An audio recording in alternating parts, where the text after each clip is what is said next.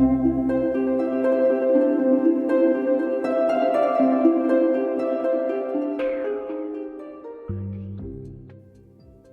friends, and welcome to episode 493 of the Juicebox Podcast. On today's episode, Asha Brown is here. Asha is a person who's been living with type 1 diabetes for quite some time, and she's also the creator of We Are Diabetes. We Are Diabetes is a non-profit organization devoted to providing much-needed support, education, guidance, and hope to individuals living with type 1 diabetes who struggle with disordered eating behaviors. Family members and loved ones of those who are struggling are also welcome and encouraged to reach out to the organization. wearediabetes.org. Please remember while you're listening that nothing you hear on the Juicebox Podcast should be considered advice, medical or otherwise.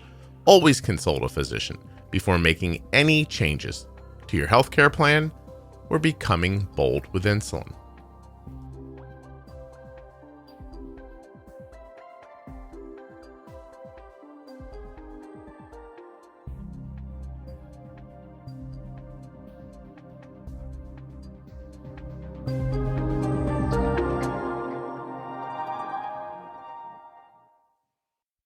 Before we get started, I'd like to remind you about the T1D Exchange.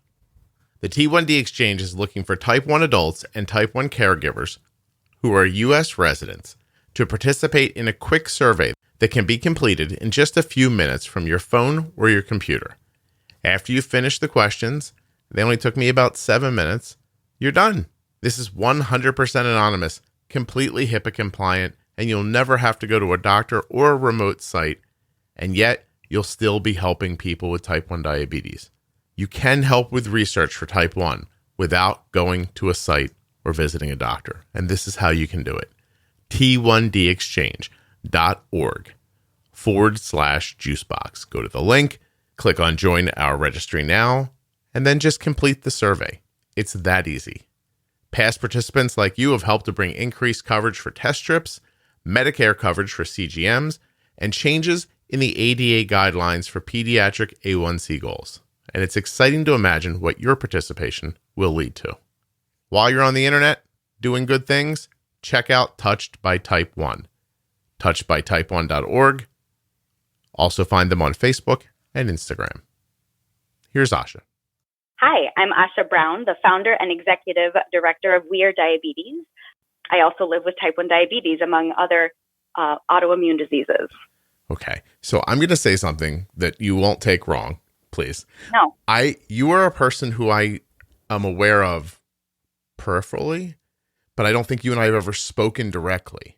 No, this is our first time right now. Right. And at the same time, my wife asked me last night, who's on the show, who you're recording with tomorrow, and I told her, and she said, how come you're having her on? And I said, I get a really good vibe from her. Oh. And that's all I had. She's like, that's it? I'm like, yeah, I get a really good vibe from her. And I said, and she's friendly with people who I also get a good vibe from. So, I think the good vibe concept and however you want to, phrase that is what builds very strong communities. I think so. I also think that you're let me ask you, when did you start being visible around diabetes? How did that all happen? So that's an interesting question, because at age 5, when I was diagnosed and then started my professional film career, what a year for my parents, I was actually doing advocacy work with my dad, who's also a type 1, and we were featured on the front of ADA Diabetes Forecast holiday magazines, blah, blah, blah. But, that was back in early 90s. Then I disappeared and had an entire unraveling of self. When I came back to life and to the world of social media and launched We Are Diabetes, we started we began in January 2012. And I still feel like I'm new to technology, but I started connecting with the DOC specifically around that time. And ever since then, just like you said, I really love people and I like to talk. And that is how I've gotten to know everyone that I know. No, it's very cool. So by 2012, I think I'm at this about 4 or 5 years by 2012. And I'm just beginning to understand that other people do what I do. Is that right? Because that's how sort of disjointed the internet was at some point. Yeah. Right. Yeah. And that was everything was starting then, I feel like. Yeah. No, it's just, and the idea of a diabetes community, it's funny. I think I would never want to speak for anyone, but I think in the beginning, the idea was there were these 8 or 10 people, and it was widely believed that they were the core of the diabetes community, right? And yeah. I still feel that they are in my head. Yeah, right. And I have trouble not thinking of it that way as well. Like these are the people who kind of stepped out first. And because I did it, it's interesting. I didn't do it on WordPress. And because I didn't do it on WordPress, I had no SEO. So I was growing word of mouth, but I was not one of the people who anyone was like centrally aware of, which I ended up believing was really good for it in general, because it got to grow at its own pace. But but as the years have gone on, I've come more to think of the community as the people it impacts, not the people who are generating content for it. I love that. Okay. That's how I see it. I love that. And no one has ever said that to me, Scott, but that is exactly how I think of it too, simply because of the work I do, because it is so centralized around my clients and the, reach out, the people that come to me and reach out. So diabetes community, and more specifically my community, it is exactly that. It's the people that are part of it, not the people that are spearheading, blogging it. Yeah, no, tweeting it. Yeah, the way I think of it is that I think it feeds from the perimeter to the back into the content creators. Like if I make something and nobody cares about it, it'll be obvious to me because I have metrics and I'll see that nobody cares, and then I'll just go away, right? Yeah. But there are people who churn and churn and churn stuff that doesn't get heat or reflected back or doesn't vibe with people, and that's not I don't think of that as community. I think of the feeling that there are people in the world who are putting out information that hopefully helps you. And if it finds you and it's valuable for you, then that feeling is the community. I hope that makes sense. No, I love that. And I want to, let's piggyback on that. Let's take a piggyback ride. With that being said, what you were just saying about you get a good feeling from me, right, that is also part of this. It's an essential part because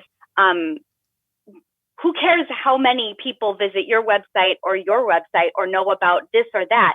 If it helps you, then it's part of the community. And this concept of inclusivity, although I feel like that word it's like the new kale, for many reasons, important reasons, don't get mad at Asha for saying that. But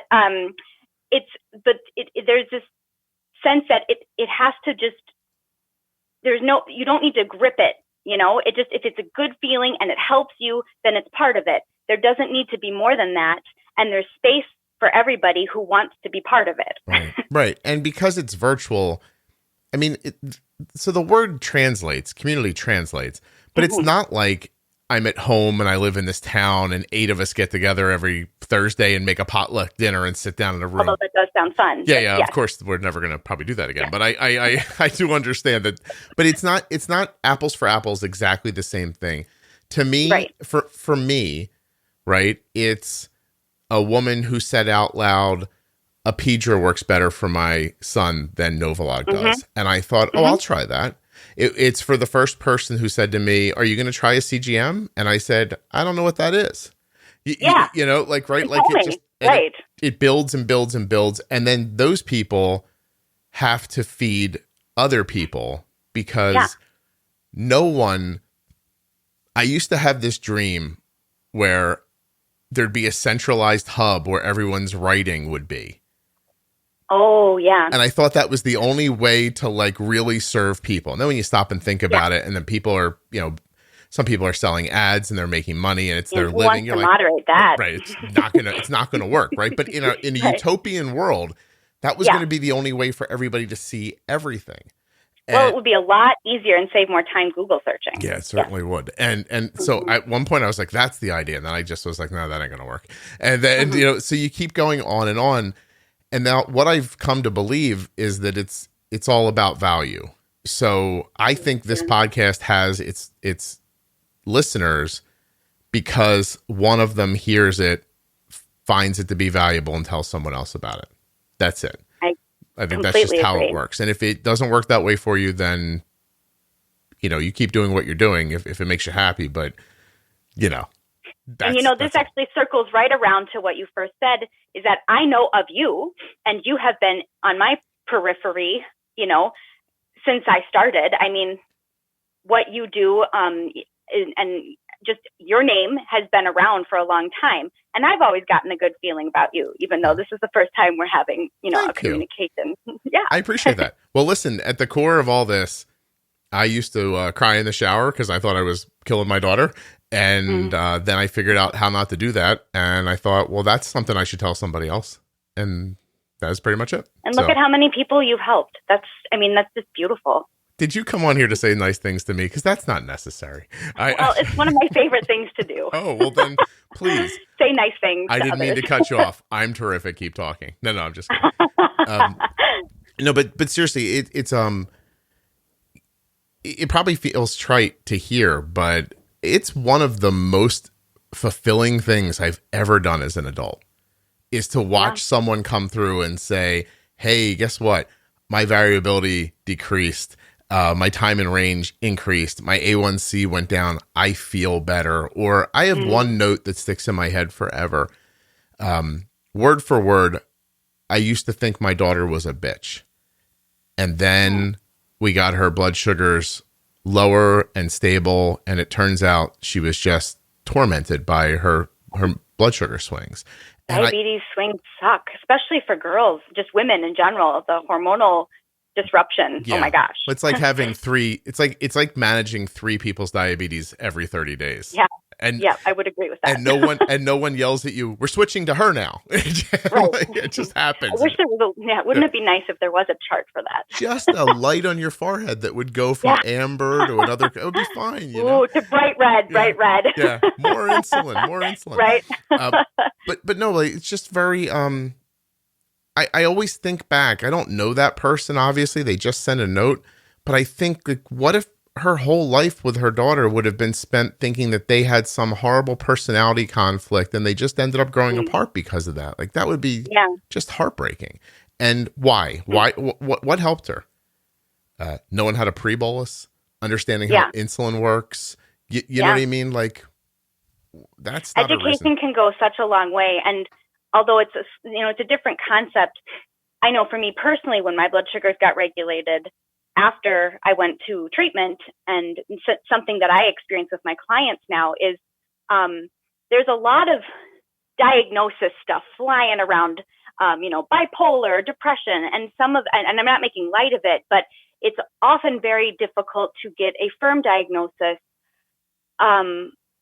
for a mental state when your blood sugars have been uncontrolled for a long period of time, and it's pretty amazing how a lot of that softens when the diabetes control is better. Yeah. Well, not perfect, but better. When there's too many variables, it's hard to know. So on the podcast, there was a gentleman on a long time ago. He was a barrister from Canada, and he made this. That sounds fancy. Yeah, he's a lawyer in Canada, which I think means I think he just defends Tim Hortons and stuff like that. But it's not. But he made the point one day that when you're talking to witnesses, he said it like this. He said, some people see a man put a pencil in his pocket and rob a bank and come to the conclusion that pencils cause bank robbery. And I was like, right. I'm like, I'm getting what you're saying here. And now when you look, you see people all the time say, my finger hurts. My hand's got to be hurt. Nobody ever thinks there's something pinched in their shoulder. You know what I mean? Right. Or, she's crazy, or she's out of control, or she's a bitch. That's what that woman said, right? Yeah. None of that true. So why don't you tell us a little bit about your story? You said you unraveled a little bit and came back together. What does that mean? Oh man. It's interesting because I'm working on a new way to share my story right now. So I'll try to circle back to that in a minute. I've lived with chronic illness my whole life. I was diagnosed with type 1 at 5.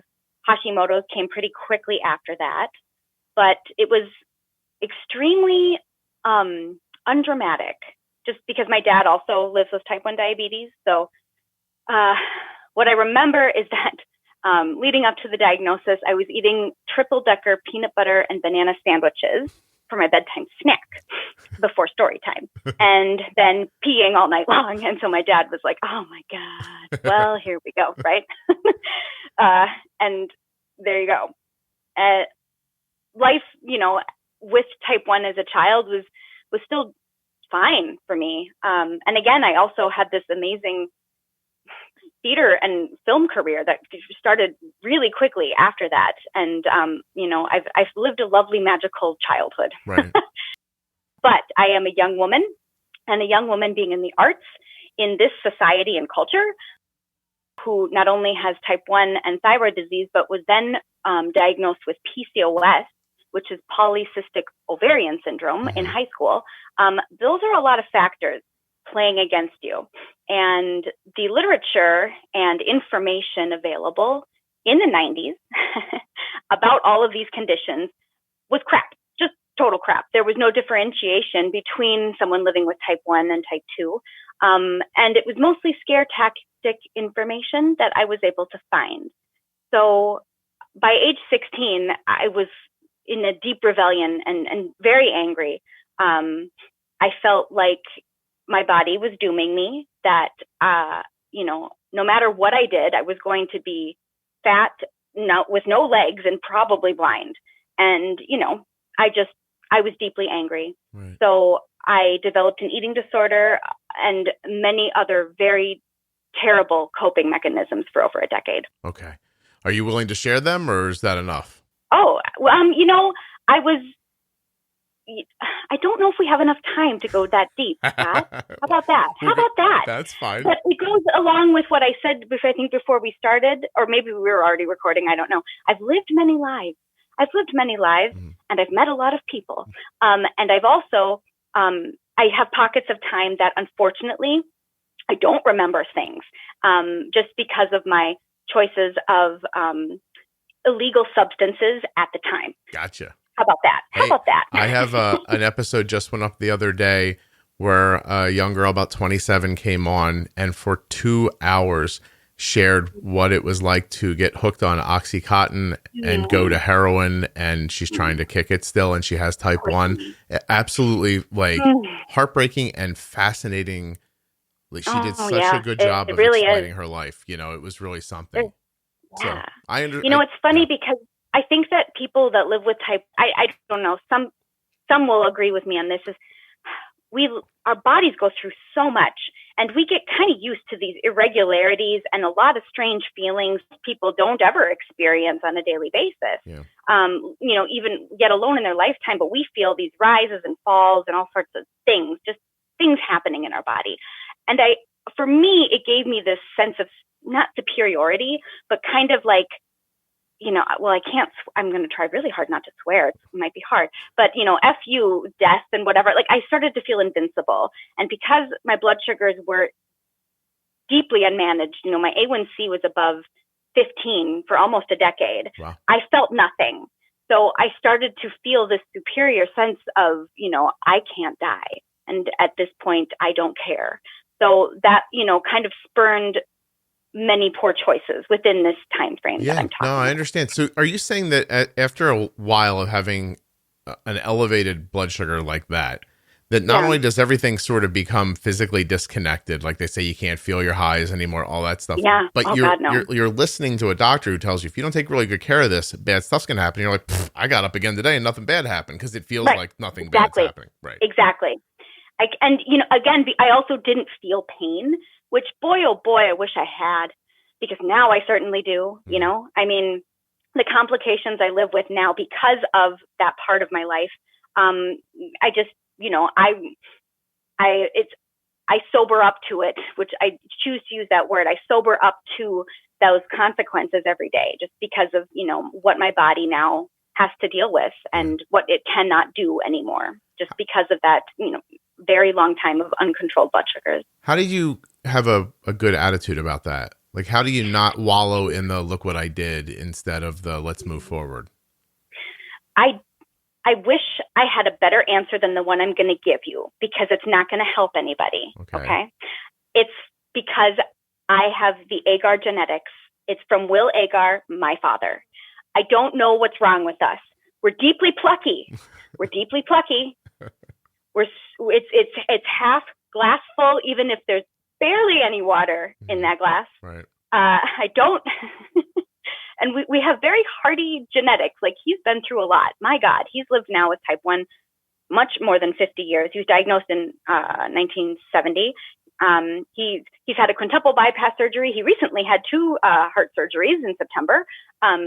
Just it happens. But he's still working, thriving. He lives this beautiful life of art, and he's a teacher and a father, a musician. He wants to choose joy versus not. And that it's been ingrained in me. I was taught it, before I even understood words. It's very, very interesting that you're talking about this right now, because 2 hours ago, I was standing in my kitchen. My wife and I were talking about an acquaintance who seemed to be falling down rabbit holes. And I said, I wonder what the difference is between someone who sees something and says, oh, this is horrible, and burrows down on the horrible, and someone who says, oh, this isn't great, but here's perspective. Like, we were talking specifically about being kind of locked in your house right now for the most part. Oh, yeah. And I said, I try to step back and think, well, I am quarantined here, but my life is still better than most people's. And then I just reset my idea of what great is and keep moving. I don't know. Yeah. And I don't understand why other people can't do that. I get that they can't. And I'm not saying I don't understand, like, hey, you should just do it. Right. I mean, like, I physically can't comprehend it. And I know it's just a difference in whatever you said, right? Like, the unknown part of who people are. I think that's I think it's the evasive component to why some people have treatment resistant depression. I think it's is it the phrase je ne sais quoi? We don't know. Scientists are still trying to figure it out. Everybody's TED talking about it. Right. We're never going to know, because it's the magic of life. It just is. It works for some people and it doesn't for others. And that's that. Yeah. So I used this as an example when I was talking to my wife. I said, when I was very young in elementary school, I remember kids talking about, all the things kids talk about. And the one thing that came up was, if you step on a crack in the sidewalk, you'll break your mother's back, right? Like, it's this thing. So I remember one day walking to school on this long sidewalk, and I noticed, oh my gosh, I'm purposefully not stepping on the cracks in the sidewalk. And my mind immediately said, that's crazy. Just step on the cracks in the sidewalk. So I stepped on every crack I could on the way to school. Got home. Mom was fine. That was the end of it for me. Yeah. And that's how you learned your lesson. Right. But how does someone have that very first, seed of a thought around something obsessive like that, and then not be able to, leave it go or walk away from it? It's terrible. It is terrible. Yeah. And that's a great, that's a question that I wish I had the answer to. And yet it's kind of what gives me drive every day with the work I do now, because I've been there. I had my own inability to step on the cracks, so to speak, right? With my behaviors and the coping mechanisms I use to avoid my feelings and avoid growing up and being an adult. And I'm making very light, of what I struggled with. And the people that I work with in my coaching, and just people that reach out to We Are Diabetes, everyone is at a place where they recognize, I don't want to do this anymore, but it's gotten so cyclical and so difficult, and they can see it, but they don't know how to pull themselves out. And it is a different process for every single person. Yeah. I think it's very common through many threads of being human too. Seeing that you're trapped, knowing it's not what you want, and not knowing the steps. And by the way, I don't see that as being much different than being diagnosed with type 1 diabetes, being told, test your blood sugar, count your carbs, getting mired down in this too vague plan, then starting to see the bigger impact, packs, and think, I don't know how to do that. I only have these couple of tools. It's like somebody hands you a hammer and a screwdriver, and it's like, okay, go make a space shuttle. Right. I know. Oh, that's a great metaphor. Ooh. Like, I don't think I can do it. I think I have to write that down. Yeah. Oh my gosh. So it really does feel like that's what diabetes is like for most people who get that direction. And then it takes certain people to break free of it and certain people can't. And then hopefully those that could, this is how I see it at least, those that could I used to talk about it like being on a dark path. Like I always tell people, like, I'm not better at diabetes than you are. I'm just farther ahead in the idea than you are. So what's wrong with me shining a light back at you and going, hey, I'm up here. You know, there's a hole there, a stick there. There's a lion. If you go this way, that way, this way, that way, you can come up and be with me. You don't have to take the trip I took. You know what I mean? Right. Another way to think about it, and what I'm hearing from you is, especially for newly diagnosed, you think there is just this one path and apparently, and if it's not working, then you're the failure, right?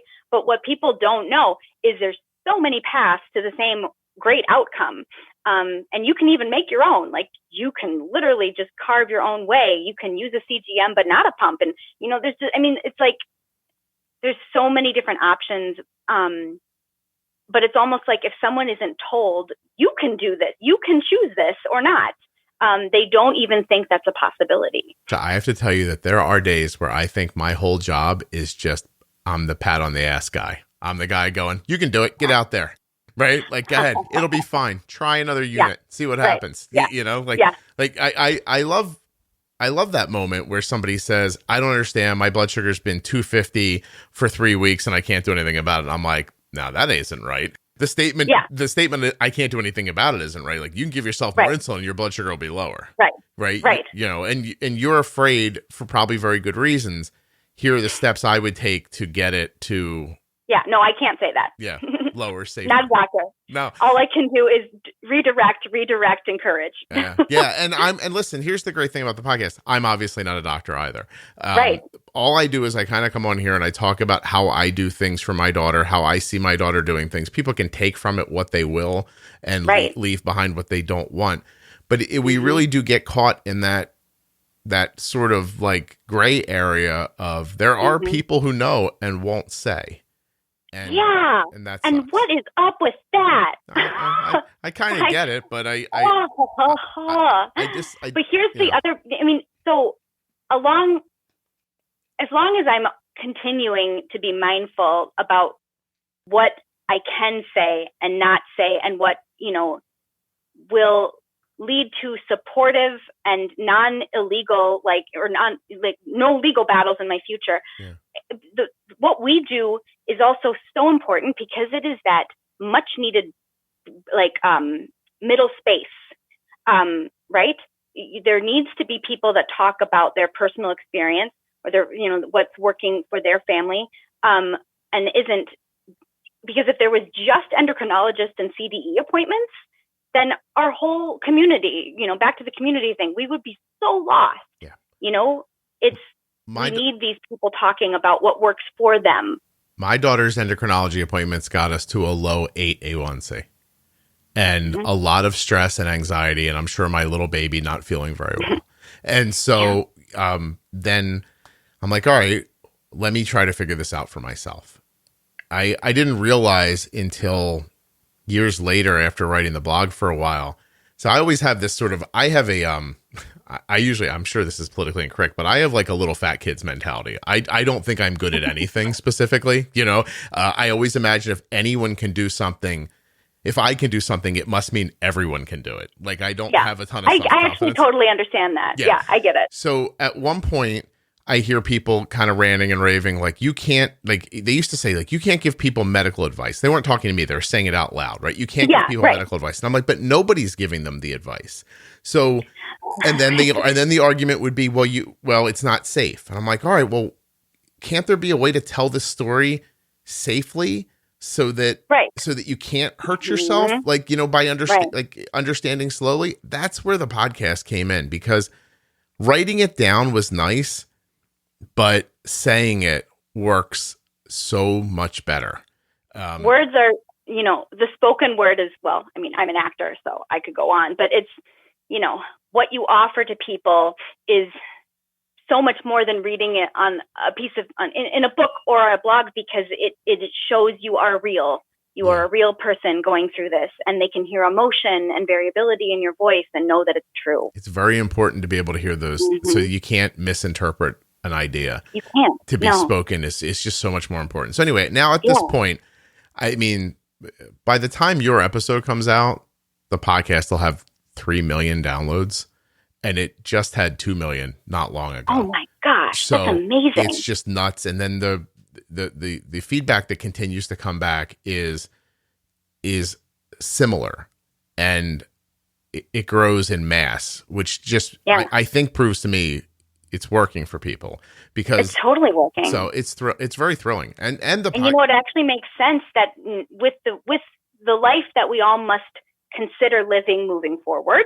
How's that for a politically correct way to say it? You may find even more listeners tuning in, you know, people like reaching for, you know, options for entertainment that is inside their home, you know, that's engaging. They will explore and find, you know, this podcast that perhaps that they wouldn't. I'm think you're going to see too, with more sedentary lifestyles, which are happening at the moment, people's insulin needs go up, and they don't see the correlation between being sedentary and their insulin needs going up. But anyway, so it's very uncommon for me, because you have, like you said, you do, We Are Diabetes is like a coaching site. Is that right? Well, that's like pretty much the last part of it. We Are Diabetes is actually a 501c3 nonprofit. Okay. And we are primarily supported to spreading awareness, education, and support to people living with type 1 diabetes and disordered eating.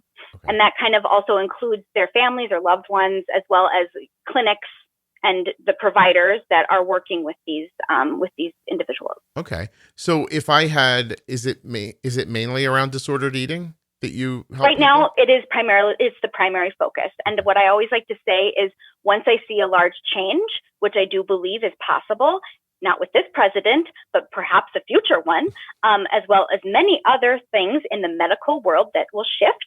Once I see that change, then I have, I've got decades and decades of ideas of what WOD can then move into. Okay. But right now this is our primary focus. Gotcha. Am I anywhere near your thinking when I say that I tell my daughter and anybody who's willing to listen to the show that I think limiting food because of diabetes is a gateway to an eating disorder? Yes, you are absolutely correct. And if you want to make banners and, you know, just like little Instagram posters with that message, I am fully behind you, because you are correct. Okay. So I don't personally care how people eat. I just want them to be able to use insulin in the scenario they find themselves in. That's my goal for that. I want you to be able to look at whatever it is you look at in the refrigerator and say, I know how to bolus for that. And I think that some people take that as meaning like, I want everybody to eat like very sugary, high carb things. I don't eat a cake, right? I don't feel like that. I think if you want cake, you should have cake. I think that if you want to eat, like today, in a couple of hours, I have an episode going up with a doctor who is firmly behind a carnivore diet. And I did not put that up because I was like, I want everybody to eat carnivore. Right. I want everybody to understand this is a different way some people eat. And if you want to do this too, here's what it is. And you know what I mean? And then go figure out how to use the insulin for it. Like, I'm not into telling people what to do. No, I think along with that thought, for me, especially because of, you know, the past few years with my health and understanding hormones and how deeply important and integral they are to functionality. Insulin is a hormone. So when you have to provide it synthetically, it does take more work and education and a deep sense of understanding of how your body works with a bunch of variable factors, you know? So food is like, this is a terrible metaphor, but it kind of goes, food is the icing on the cake of the issue. It's really not the issue. It's understanding how insulin works with your body, your set of hormones, and all the factors that change. Right. And it's one thing that gets lost so often in all this is the idea that 10 carbs of one thing is not commiserate to 10 carbs of another thing. And it's just not at all. And at different times of day, it's a different ball game. Yeah. I would tell you that I'm sure that if my daughter decided to eat, you know, a keto diet or an all meat diet or something like that, I'd have a easier time, and she'd have an easier time managing her insulin. But, you know, for context, Arden has what I would think is a fairly classic American diet. Her A1C is between 5.2 and 6.2 for 6.5 years. So wow. it's doable. Her variability is good. All doable. And at that age, that's so good for her moving forward. Listen, that's really good. But my point ends up being that I kept thinking back a long time ago, there's got to be a distilled way to think about the bigger tools where then people can take them and apply them to their lives. So they can take the hammer and the screwdriver that they were given and instead of beating work on the space shuttle. Yeah, but instead of beating in a nail with a hammer, they can go, well, if I flip this thing upside down, I can use the handle like this. So they can take the tools and do what they want with them. Right. That's it. I honestly think that managing insulin for most people, and there are a number of people who have extenuating medical circumstances, and I'm not putting them into the same boat. Yeah. But for most people, it's about having your basal right, understanding the timing of meal insulin, understanding the impact of different carbs, and, you know, from there, more and more things. But you could start with those three things and have a fairly successful life, I think. And then I think to add on to that, at least with my, with my community that I serve, is being honest with yourself.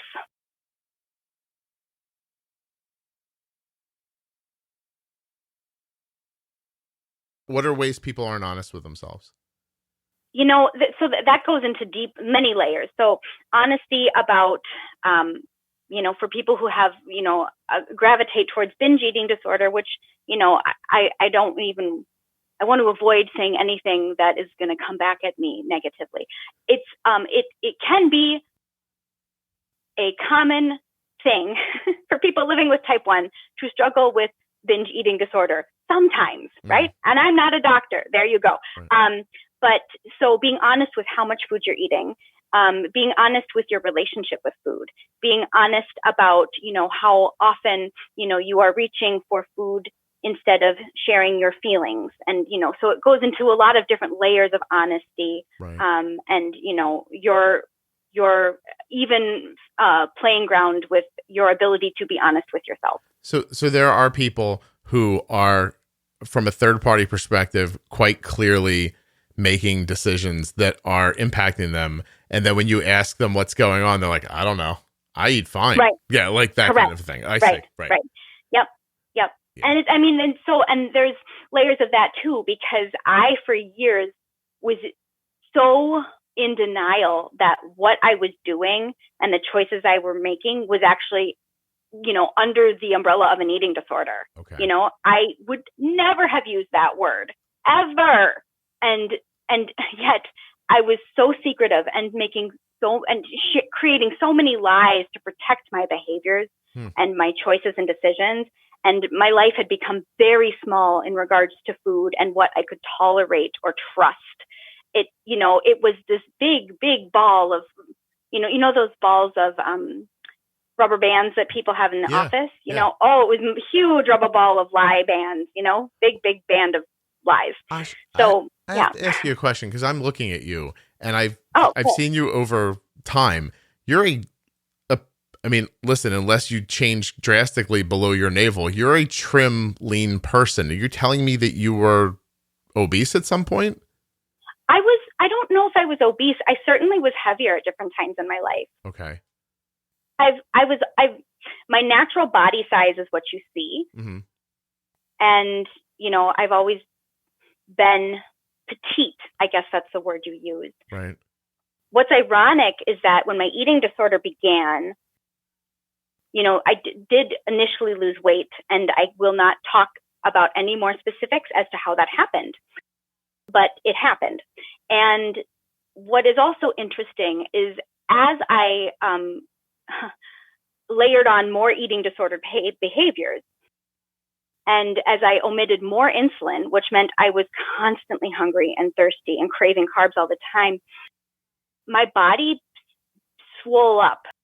So I did gain a great deal of edema and just weight, right? From years of binging and many other disordered behaviors. Okay. I always struggle with, I have people on who've suffered with diabulimia. I've had just bulimics on who, there was this one girl on recently, she was terrific because she had, it's weird how I think of like good stories. Terrific. It was fantastic because she had bulimia way before she had diabetes, right. But it just made it made her story different, you know? And I always get right up to the line. I want people to understand how insulin is reverse manipulated to keep weight down without giving someone a step-by-step tutorial about how to have an eating disorder. Do you know what I mean? Right. And it's so difficult because I see very well-meaning people offering advice, which there is a line crossed too many times about this. But, you know, insulin is a hormone. If your hormones are imbalanced, things don't work out. I mean, that's the essence. So if you're getting too much insulin at certain times and you're being forced to eat too much, that's not going to end well long term, and you're not going to feel good. Right. If you're not getting enough insulin, you know, things get imbalanced. That's not going to end well. You're not going to feel or look good. You know, it's like when I'm trying to explain to people I really do think everything starts at basal. So when people have these little like graphs that go along, then they dip down, they come back up. My first question is, it's funny to watch people jump to conclusions. Because I have a very robust Facebook page around the podcasters. I think there's like 7,000 people in it right now. Passionate, yeah, like 6,500 of them are active on a daily basis. Wow. And it's the nicest place I've ever seen on Facebook. People are not mean to each other at all. But it's interesting. I love it. I want to go live there. It is lovely, actually. But when you see stability that's a small drop and comes back up again, stability, small drop, comes back up again. Some people say, oh, your basal's too high, it's dropping you down. But I always think to ask first, hey, are you feeding that low to stop it? Or are you bolusing to like are these spikes that need insulin, or are these drops that need food? And then I very frequently use the phrase feeding insulin because I find it intersects with people's understanding that they're using too much insulin. When you're using too much insulin, you have to feed it. Yep. Health-wise, that's a nice, bad for you, right? But management-wise and figuring it out, if you find yourself feeding your insulin, you probably have a little too much somewhere, right? And that's it's interesting because I switched over to the Omnipod actually for the first pump of my life this year. You know, with quarantine and everything, I was like, I should probably finally try it, right? And it was actually a wonderful experience because I was able to utilize integrated diabetes services.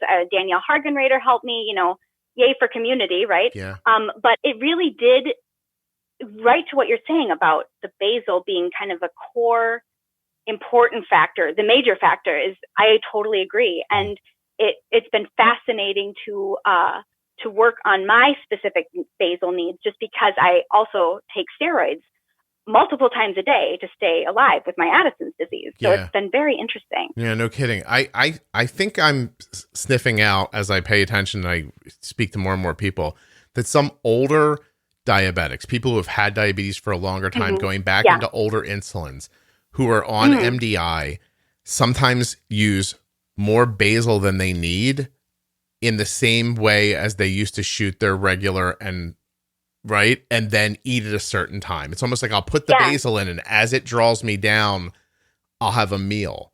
And it's a timing thing that works really well for them. If they have that regulated life, then it's a choice. Right. But I think at some point, it's interesting to watch people leave a heavy basal MDI program and go to a pump, because then they're like, I don't understand, my blood sugar's 200 all the time. I was like, yeah, you don't realize you had way too much basal going before. Totally. Right. And so you weren't bolusing or injecting as much at meals as you probably needed to, because you had such a heavy layer of basal on. I'm fascinated by how insulin works and how people see it. It is fascinating. And I think it's a good word to use, because I had to really go through this process of not believing it was the devil and that it was going to make me fat. But then I also had to totally embrace re-educating myself and being curious about it instead of afraid of it. And I think there's this big fear thing, and it's not helping. There's a lot of journalists out there, and there's really bombastic titled articles about insulin resistance and, and so it just creates this fear. But if you're curious and you're willing to just see what works, life can be so much better. Yeah. No, I mean, the whole kind of rallying cry around the podcast is to be bold with insulin. Yeah. Just use it the way you need it. And I'm fascinated endlessly, and I am some point going to get an adult on here who has diabetes, who can talk about it, about that idea that there's a certain amount of insulin that if I use over that, I'm failing somehow. Oh, my goodness. Well, maybe you should just have me come back on and we'll talk specifically about that, Scott, because that's one of the conversations I have almost daily with a client. I mean, that's a big fear thing in regards to people who have disordered eating and thinking about diabetes. But it's interesting how those layers kind of pile on top of each other. The idea that it's the insulin's fault. I'm like, well, no, it's carbs, and it's the carbs. Right. Really. You're eating so many carbs, you need this much insulin, right? So your problem's not the insulin. Your problem is your intake. And if it's a problem, by the way, and if it's not a problem, like when people say they get, oh, I'm so scared of insulin because it's going to make me fat. I think that it's such a simple thing that happens that then gets blown up in people's minds and just spoken about incorrectly. Like, you get diagnosed, oftentimes you lose weight and you start having insulin, your body starts processing food correctly, and then voila, the weight comes back on. Now, if you're a person who's eating more calories or more carbs in a day than your body needs, you are going to see weight gain from that. Correct. But that's not the insulin. Just the same way. Unfortunately, though, that specific situation that you describe is very commonly a time when disordered eating and thinking patterns can occur for someone. I can see it. Just because they do see that big switch. They're saying I didn't have enough insulin, but now they're putting insulin in me. They are, right? All this, like, now insulin is to blame. And insulin's the pencil that the guy put in his pocket before he robbed the bank. And then they're like, hey, you know what's wrong here? Yeah. It's this. It's a shame. But I understand how people come to the conclusion. Like, it's not crazy to see. Okay. Okay. So Asha, she's got to go. I only have her for a short amount of time. No. And I feel like you're right. This went so fast. I apologize. Oh my, I feel like we didn't do anything. Well, it's fine. But we did so much. We did so much, but nothing. There's so much more to talk about. That's what the podcast is. It's everything and nothing all at the same time. But I want to let people know it's wearediabetes.org, right? That's correct. So if you're struggling with any sort of disordered eating, I go there, and what do I do? Do I reach out? How do I handle it? You follow we've tried to make the website fairly clear. There's, an about us section. There's a contact us section. Mm-hmm. The homepage states what we do. There's lots of options for you to click on, and they will all reach me and my team. Got it. Well, so seriously, I'm always, as the podcast gets more and more popular, more people reach out and want to be on. And I feel badly about, sometimes I get notes from people and I'm like, this seems so good, but I don't know you. Like, I can't vouch for you, but you, I felt like I could vouch for. And I have to tell you that your connection to Integrated, because Jenny Smith is a frequent guest on the show. Yeah. Just having those connections and seeing what you're doing, I just thought it was really important to let people know about this as an option for them. So thank you, Scott. Thank you so much. Well, your words definitely have been the highlight of my week. It's really nice to hear. Well, it's only Wednesday, but I'm taking the compliment. Thank you so very much. I really appreciate you being here. Absolutely. Have a great day. You too. Bye. Bye.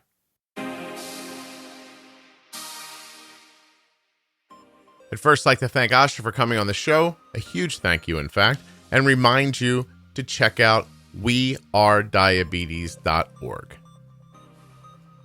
I also want to remind you to go to the T1D Exchange at t1dexchange.org/juicebox.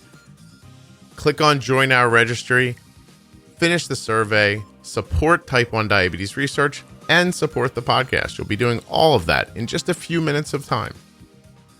And of course, touchedbytype1.org.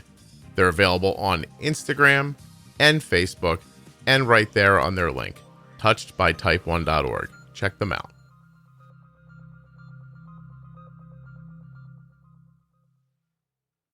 Thank you very much for listening to the Juicebox Podcast. Please remember to share the show with someone you think might enjoy it. And of course, subscribe in your podcast app. If you're listening in a podcast app, please hit follow or subscribe. And if you're listening online, check out the apps. They're free. There's tons of links to a bunch of apps that will work for you at juiceboxpodcast.com. But in the end, you can listen anywhere you get your audio. Subscribe. It really, really, really, really, really helps the show. Thanks so much. I'll see you soon.